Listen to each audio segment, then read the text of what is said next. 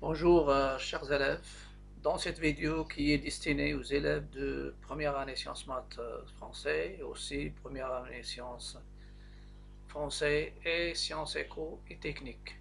C'est une suite de la logique, ou bien de notions de logique, spécialement dans les lois de logique. On a déjà traité quelques lois de logique et j'ai déjà dit parmi ces lois il y a les lois de la négation et je vais maintenant utiliser les lois de logique soit dans la négation, soit dans le raisonnement mathématique. Donc, grand 4, les lois logiques. Et après les lois logiques, il y a un raisonnement que je vais traiter aussi, c'est le raisonnement par récurrence, et ce sera le dernier raisonnement de la leçon.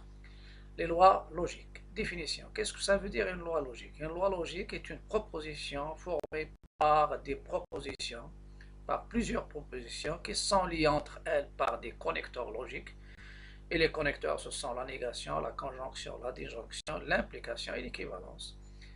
Ils sont connectés par des connecteurs logiques et ce qui est, pour qu'il soit une loi, il faut qu'elle soit toujours vraie, quelles que soient les valeurs de vérité des propositions qui forment cette proposition qu'on a appelée loi logique. Quelques lois logiques. La commutativité. Vous avez P et Q et l'équivalent à Q, P, car la conjonction, il est vrai si les deux sont vrais, donc les deux, donc il n'y a pas d'ordre. La même chose, P au Q est l'équivalente à Q au P, donc vous pouvez changer. Vous avez P équivalent à Q et l'équivalent à Q équivalent à P, parce que P équivalent à Q, il est formé par la conjonction de deux propositions. P implique Q et Q implique P. Et puisque la conjonction est commutative, je peux commuter et ça me donne Q équivalent à P.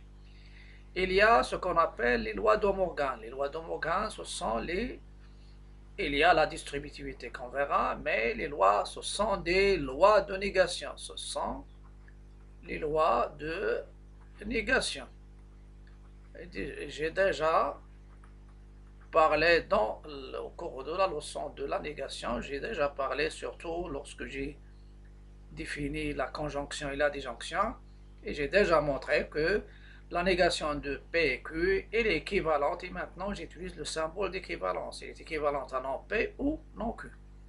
Et la négation de P ou Q, c'est équivalente à P et non Q. Donc, on va utiliser, bien sûr, on a déjà utilisé la négation de, c'est-à-dire ces deux lois d'Homogen. Il y a aussi, ce sont, parfois on dit même les lois de Morgan, il y a la distributivité. La distributivité, déjà, on connaît la distributivité, c'est la somme, le produit et la somme. A fois P plus C égale à A fois B plus, c'est-à-dire on distribue suivant le plus. Voilà. Maintenant, il y a la distributivité de la conjonction et la disjonction. Genre, je distribue suivant la disjonction. P et Q ou R, c'est P et Q ou P et R. Et on peut distribuer suivant la conjonction. P ou, entre parenthèses, Q et R, équivalente à P au Q et P au R. Et on verra dans les ensembles, on va appliquer cette distributivité sur l'intersection et l'union de deux ensembles. Comme application, et ça c'est la première application du raisonnement, on a déjà parlé de raisonnement par implication, et j'ai déjà donné des exercices et des exemples, et aussi le raisonnement par équivalence. On va essayer de voir comment je vais utiliser ces propriétés de distribution qu'on a déjà utilisées même au tronc commun, surtout dans ce genre de système. Résoudre dans R au carré, c'est-à-dire R croix R, le système formé par 2x plus 3y égale à 4, x plus y facteur de 5x plus 4y moins 3 égale 0. Normalement, dans je peux utiliser les équivalences.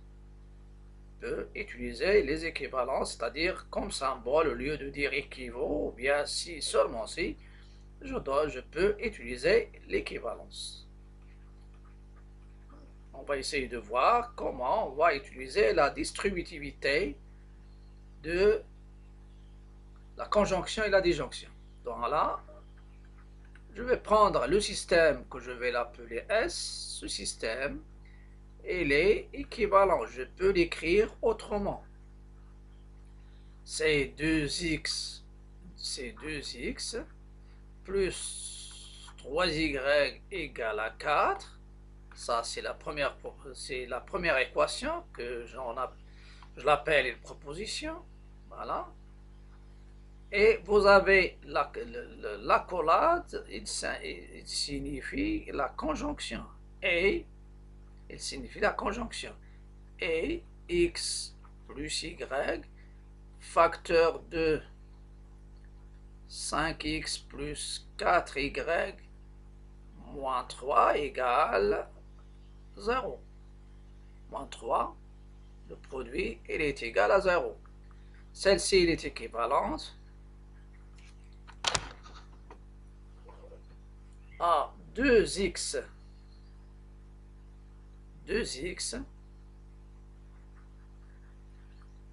plus 3y plus 4 égale à 0.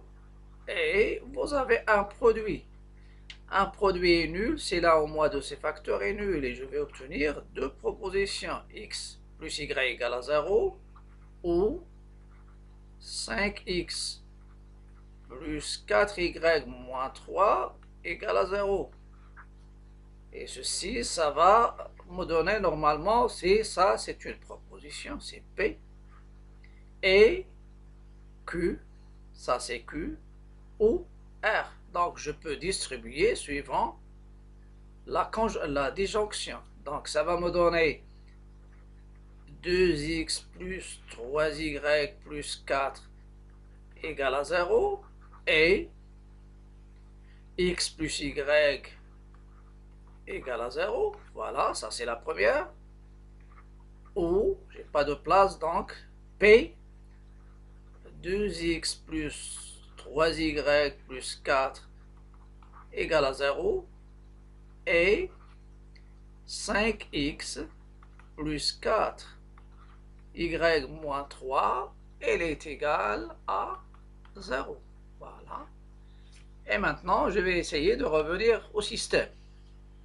Ça, c'est uniquement pour vous montrer qu'il y a normalement la distributivité de la conjonction et la disjonction. On a distribué suivant le ou. Voilà. Donc, S, mon système S, il est équivalent aux deux systèmes. Quel est le premier système? Le premier système, deux systèmes, ça veut dire deux équations. 2x plus 3y plus 4 égale à 0. 2x plus 3y plus 4 égale à 0. Et deuxième équation, x plus y égale 0. Et il y a le O. Deuxième système. 2x plus 3y plus 4 égale à 0. Et quelle est la deuxième équation? La deuxième équation, pardon, c'est ici. 5x plus 4y moins 3. 5x plus 4y moins 3 égale à 0. On doit s'assurer. Donc, 2x plus 3y égale à 0 et x plus y égale à 0 ou 2x plus 3y égale à 4 et 5x plus 4y moins 3 égale 0. Et maintenant, je vais résoudre mon système avec soit la substitution ou bien les méthodes qu'on connaît. Voilà, les méthodes déjà utilisées. Utiliser la substitution et c'est l'occasion de rappeler les méthodes de résolution d'un système. Voilà, donc vous avez le système ici, il y a deux systèmes, on peut mettre 1 et 2, voilà, on peut résoudre deux systèmes, je vais noter, ça c'est le système 1, et ça le système 2.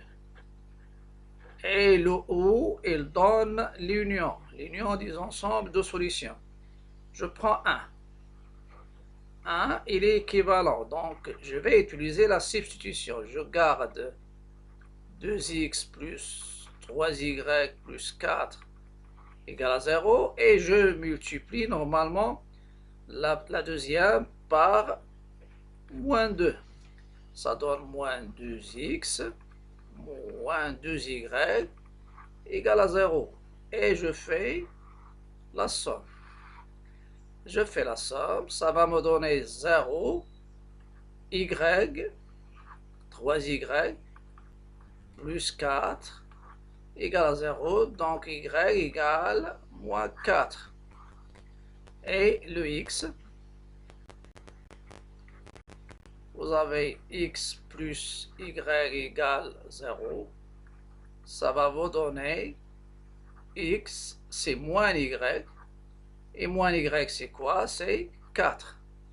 Donc il y a deux ensembles, et je vais noter la première, c'est S1. C'est le couple 4 moins 4. Voilà. Système numéro 2. Le système numéro 2, la même chose. Qu'est-ce que je vais faire ici? Je vais multiplier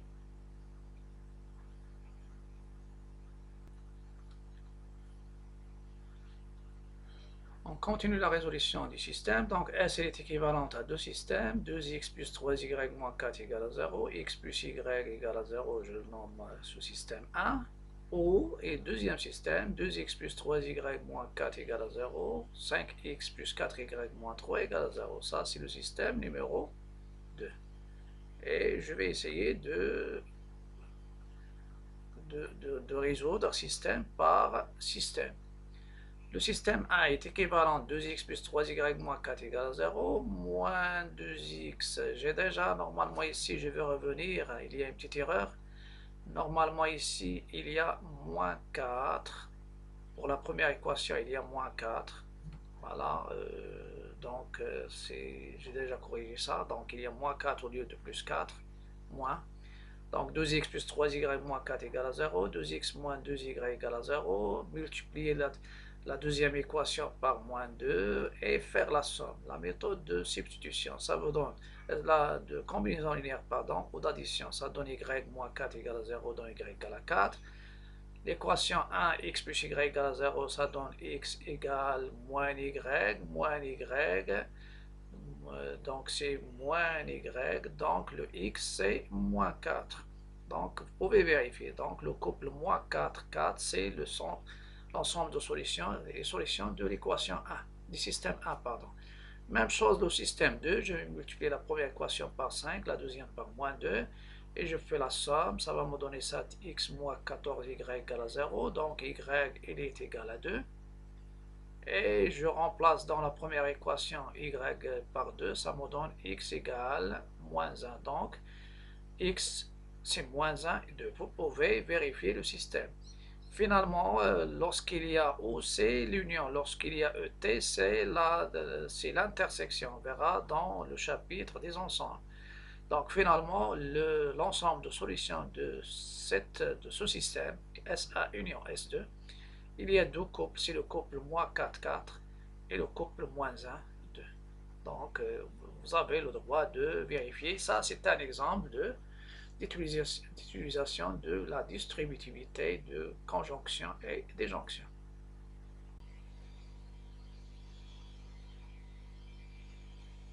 On passe maintenant aux lois logiques et raisonnement.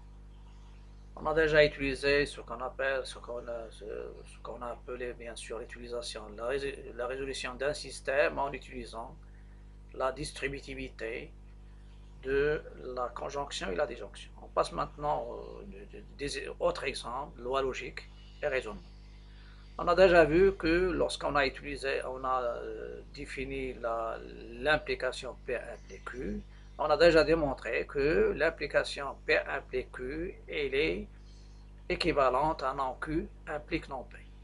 Et le P implique Q, c'est l'implication directe, Q implique P, c'est l'implication réciproque ou bien indirecte, mais non Q implique non P, c'est l'implication contraposée. Et ce n'est pas la négation de P implique Q, parce que P implique Q, sa négation, c'est P et non Q. Donc si parfois, si on n'arrive pas à démontrer que P implique Q est une proposition vraie, on cherche à démontrer que sa contraposée est vraie.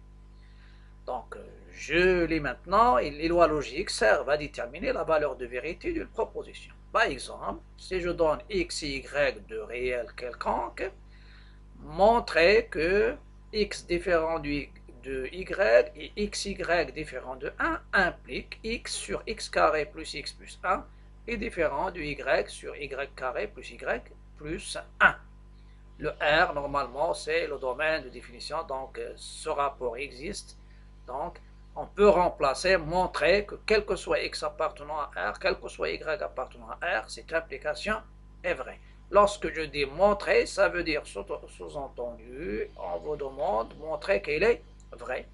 Et on vous demande, soit en utilisant la méthode de contraposition, ou bien montrer en utilisant la contraposée, ou bien en utilisant la loi de la contraposition. Et c'est ça, c'est la loi de la contraposition. Donc, on a déjà vu que pour l'implication, pour montrer que P implique Q est vrai, je peux faire l'hypothèse et la conclusion. Mais si je suppose celle-ci, ça ne donne rien, ça ne va pas me servir pour démontrer que ce rapport est différent de l'autre. Donc, ça, c'est quelconque, il n'y a pas d'un contre-exemple. Mais il y a aussi, je peux utiliser ce qu'on appelle les implications successives. Ça veut dire la transitivité de l'implication. P implique R et R implique Q. Si les deux sont vrais, alors P implique Q est vrai.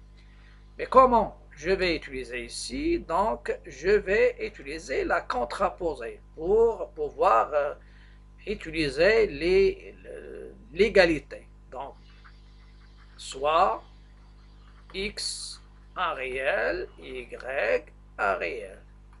Et je vais indiquer montrant par contraposition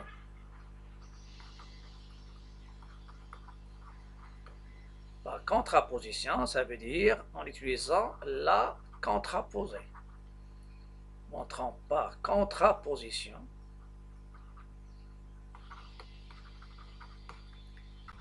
que l'implication que x différent du y et xy différent de 1 implique x sur x carré plus y carré plus x, pardon,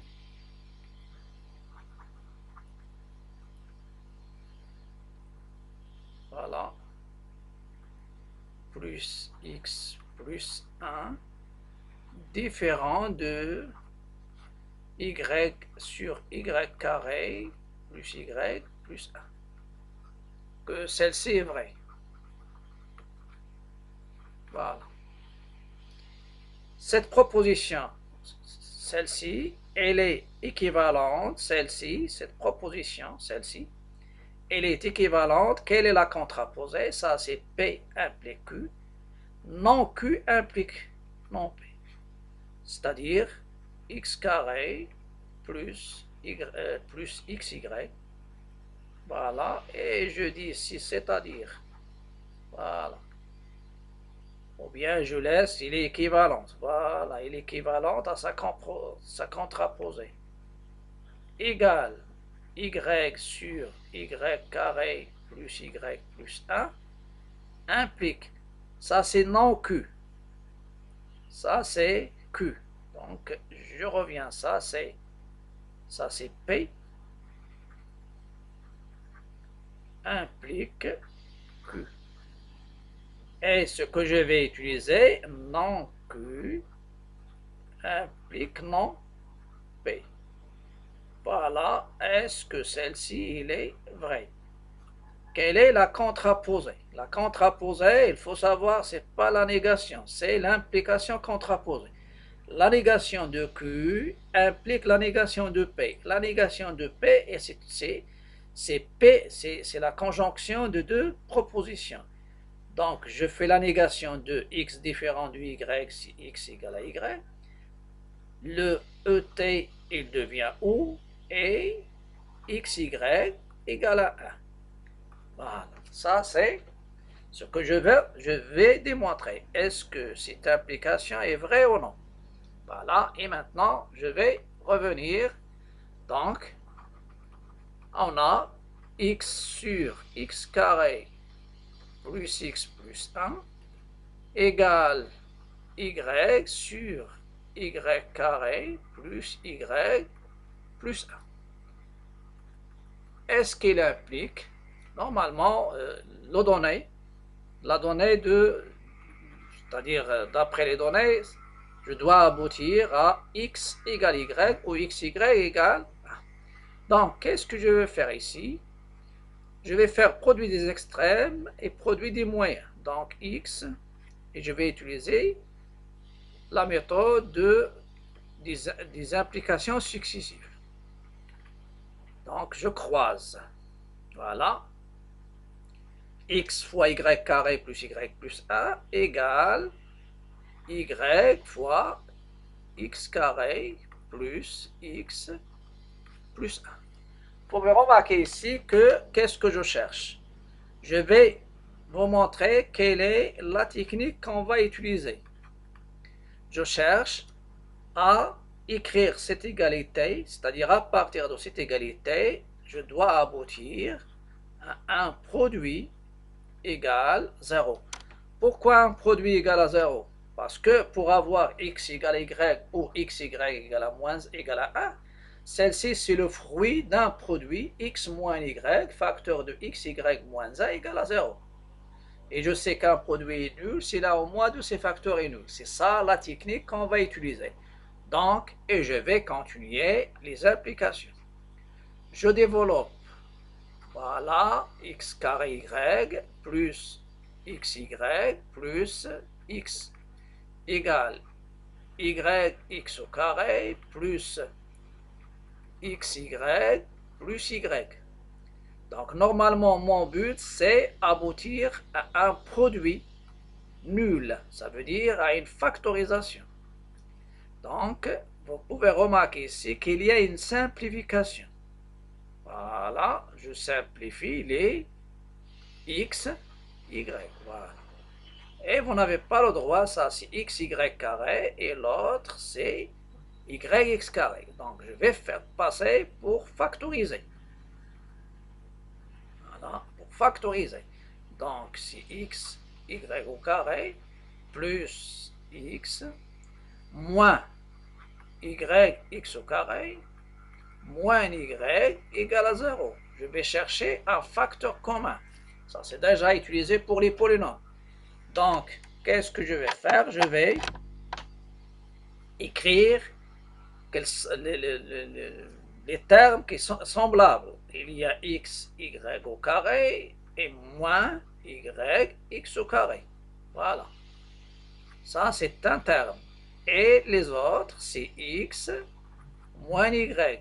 Et j'utilise les parenthèses pour vous montrer que je vais chercher un facteur commun. Ici, il y a un facteur commun. C'est lequel? C'est x, y. Il reste y. Et ici, il reste x. Plus x moins y égale à 0. N'oubliez pas que y moins x, c'est quoi? C'est l'opposé de x moins y. C'est ce que je vais faire. Donc je factorise x, y. Je fais un moins ici. Je fais x moins y. Ça, c'est pour les débutants normalement. C'est la première fois, bien sûr, quand mais la factorisation, ça se fait, c'est la base, c'était même, surtout l'année dernière, il y a ce qu'on appelle la factorisation pour résoudre les équations. Et même aussi pour les approximations, ici les valeurs rapprochées ou bien les encadrements. Donc je factorise par x moins y. Voilà. X moins y, facteur, il y a moins x, y, il y a plus 1. Et tout ça, il est égal à 0. Je sais qu'un produit est nul, c'est là au moins de ses facteurs est nul. Donc ça va me donner x moins y égale 0 ou moins xy plus 1 égale à 0. Et ça vous donne x égale y ou le produit xy égale à 1. Donc, la proposition, normalement, celle-ci est vraie, et par contraposition, l'autre, elle est vraie. Si je prends donc cette proposition, donc la première proposition implique la dernière, elle est vraie, j'utilise la contraposition, et ça va me donner ce que je cherche. Voilà. Donc, x, puisque celle-ci implique celle-ci est vraie, donc celle-ci, ma proposition, elle est vraie. C'est ce que je veux. Donc, je fais la contraposée. X différent du Y. Le O, il devient A. X, Y différent de 1 implique X sur X carré plus X plus 1 différent du Y sur Y carré plus Y plus 1. Il est vrai.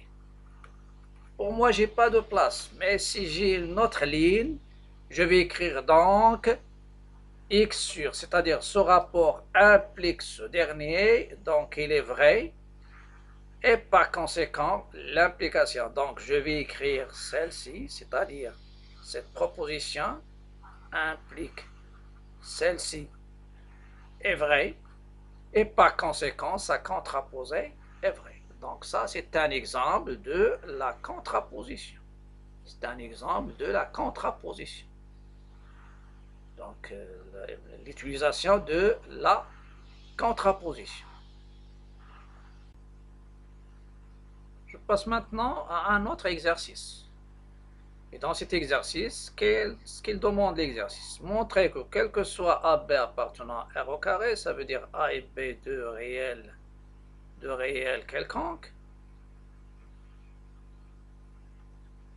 Et qu'est-ce qu'il nous demande? Il nous demande de montrer que A plus B supérieur à 5 implique A supérieur à 2 ou B supérieur à 3. Comment je vais partir de cette proposition P et par des implications vraies, j'aboutis bien sûr à ma conclusion. Ou bien, si je suppose que A plus B supérieur à 5, comment je vais montrer que A est supérieur à 2 ou B est supérieur à 3?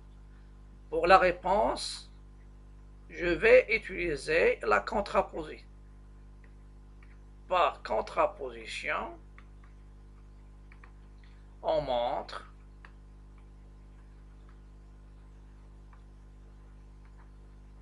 c'est la forme directe, c'est-à-dire de l'implication, ne vous permet pas de montrer, vous pouvez penser à la contraposition. La contraposition, c'est-à-dire de cette implication. Donc, ça n'a rien à voir avec les quantificateurs. Ce n'est pas la négation. Ça reste, quel que soit AB appartenant à R au carré, je vais remplacer P implique Q par non P. Non P, c'est quoi? C'est A supérieur à 2 ou B supérieur strictement à 3, c'est-à-dire la négation, implique la négation de A plus B. C'est uniquement, j'explique. Pour vous, vous pouvez, c'est-à-dire, quel que soit AB appartenant à R au carré, ce que je veux montrer vrai, c'est quoi? Quelle est la négation de A supérieur à 2? A supérieur à 2, ça veut dire A supérieur est différent. Donc, sa négation devient inférieure ou égale. Donc, A inférieur ou égal à 2. Et la même chose, B inférieur ou égal à 2 implique A plus B inférieur ou égal à 5. Voilà. Et je vais montrer celle-ci vraie. Donc, je prends A en réel et B en réel. Et je vais partir de la première. On a A inférieur ou égal à 2 et B inférieur ou égal, normalement ici à 3, inférieur ou égal à 3, implique la somme inférieure à la somme. Et maintenant, ça se fait dans une ligne. Donc, je peux sommer les inégalités de même signe. Donc, le premier membre plus le premier membre, essayez de faire montrer que vous avez fait quelque chose, implique, et ça vous donne A plus B inférieur ou égal à 5. Donc, normalement, donc celle-ci, puisque celle-ci, je vais montrer celle-ci est vraie, donc la première est vraie. D'où, donc celle-ci, c'est une proposition vraie. Je vais écrire un peu. Voilà, c'est-à-dire j'utilise la l'implication. Donc, quel que soit AB appartenant à R au carré, qu'est-ce que j'ai montré vrai? A inférieur ou égal à 2, B inférieur ou égal à 3 implique A plus B inférieur ou égal à 5. Et ceci ne donne par contraposition ce qui est demandé. Normalement ici, même si je dis rien, ça veut dire j'ai montré que celle-ci est vraie. Voilà, quel que soit AB appartenant à R au carré, je prends la contraposée. Donc A plus B strictement supérieur à 5 implique A strictement supérieur à 2 ou B strictement supérieur à 5. Ça veut dire j'ai montré que celle-ci elle est vraie. Ça c'est un exemple, on verra dans des séries d'exercices et dans des devoirs aussi de préparation des devoirs surveillés surtout numéro 1 et les devoirs à domicile qui viennent juste avant les devoirs surveillés. Donc déjà on va, une fois on termine les raisonnements, on va traiter les devoirs à domicile ou bien à la maison et les exercices de préparation des DSA. Donc ça sera tout pour cette vidéo, mais avant de vous quitter, je vous invite à cliquer sur le bouton s'abonner. Aussi n'hésitez pas de liker, partager et de commenter. Et n'hésitez pas aussi de visiter ma page Facebook où je donne bien sûr des solutions, des exercices aussi.